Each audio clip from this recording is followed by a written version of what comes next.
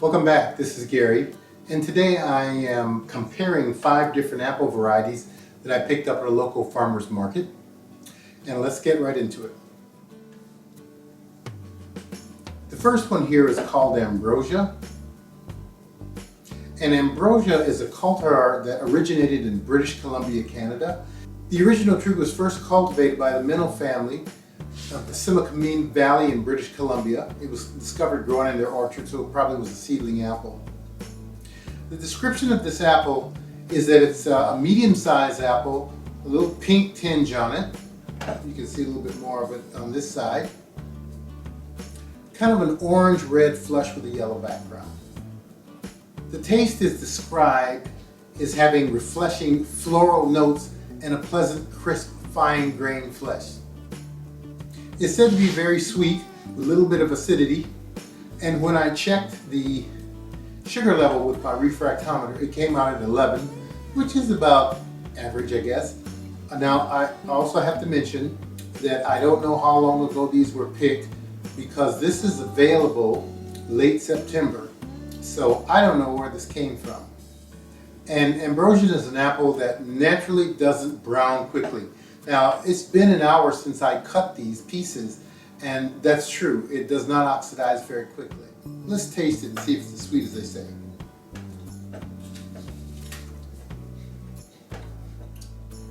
Medium sweetness, which is what I would expect with a Brix level of 11.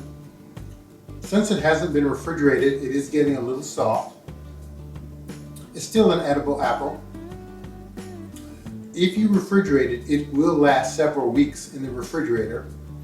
And if you wanted to grow this tree yourself, you can buy trees online. Our next apple is Evercrisp, and it is the result of a cross between Fuji and Honeycrisp, so I would expect this to be a good apple. As you can see, it doesn't oxidize very much either. And it's, like I said, it's been over an hour since I cut these apples. The description of this one is a blushed rosy red over a cream background, and you can identify this one fairly easy because it has very large lenticels, so they look like little spots on the apple itself.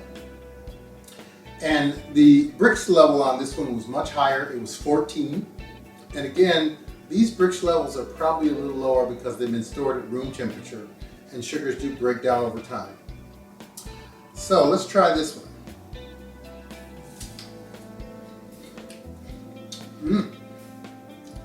You notice the sweetness right away.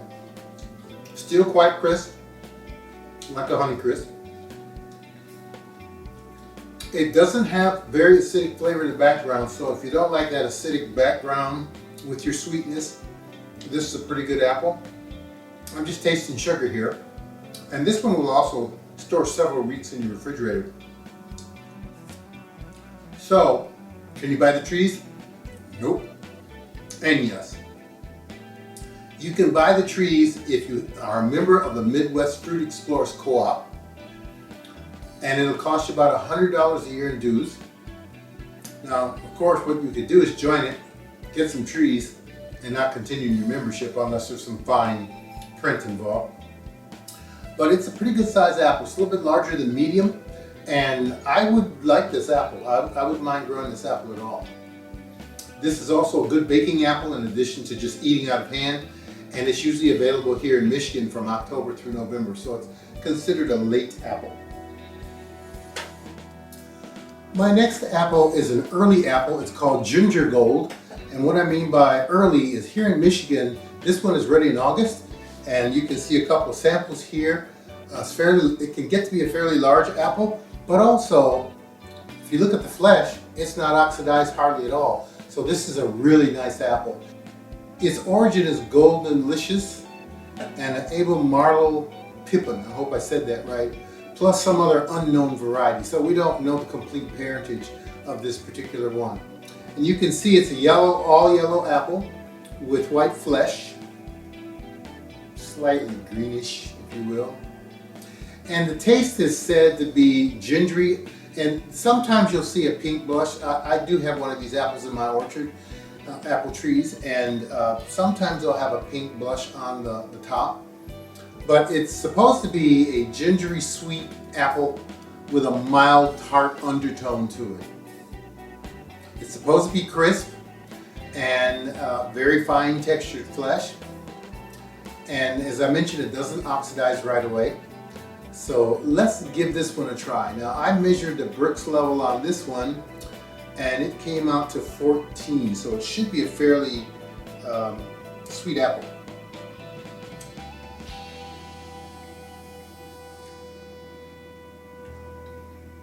You can really taste that undertone of tartness. Now, since this is an August apple, it doesn't last as long. It says several weeks in the refrigerator, but if it's not refrigerated, it's going to get mealy. This one is already kind of mealy. And I probably wouldn't eat this out of hand. I'd probably make applesauce out of it. And you can buy this one and you don't have to be in any kind of club or anything like that. This next apple comes to us from New Zealand. It is called Lemonade, and it's a cross between the Gala and Braeburn.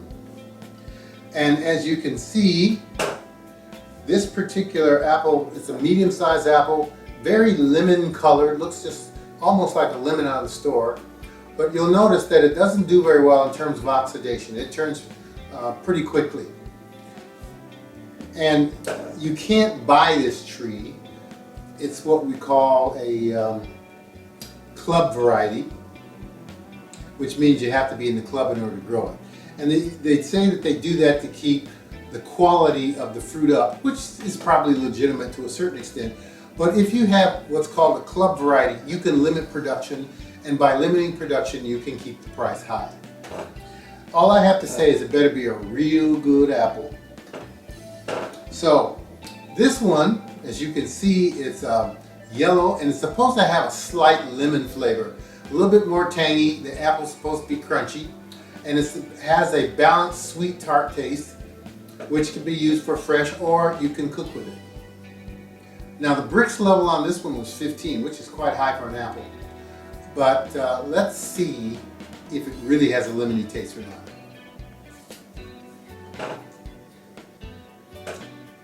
It does have a slight undertone of lemon, but it's not going to smack you in the face. I mean, you really have to taste for that. And you'll notice I was chewing for a while and looking around and said, do I taste lemon? Don't expect it to be something that'll say, wow, that's apple and lemon together. I could barely detect it, and I have a really good sense of taste. So now the texture on this one was also getting a little mealy. It's supposed to keep in the refrigerator. Now this one is usually available late spring to early winter coming out of New Zealand, but the fact that we have this now in just about September, I expect they either have them in cold storage, which would be an awful long time, or they're growing them in the Pacific Northwest. So, lemonade. I'm not that impressed with this one. You can't grow it anyway. My last apple is Paula Red, also a medium-sized apple. I had to put the origin on the screen because I forgot to do that when I was doing my research. This one is also an early apple, available late August going into September. It doesn't last long. The early apples get mealy pretty quickly, so this one goes fast, so you better refrigerate it. You can grow this tree yourself.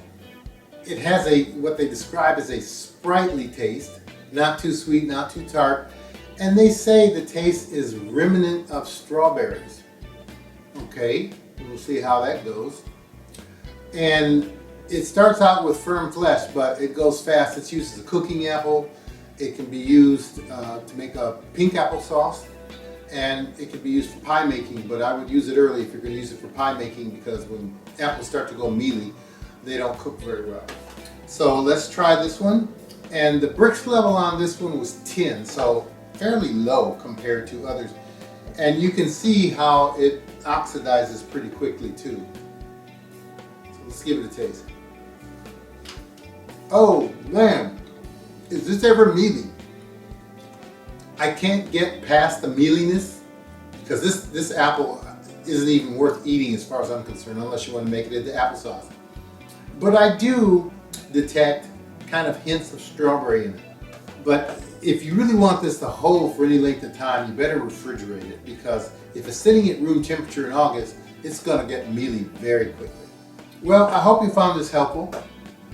The point of doing these videos is if you're considering growing fruit trees, I wanted to give you a little bit of idea as to varieties that are out there that are grown in our area and whether or not you can get the trees. And see you in the next video. This is Gary. Bye.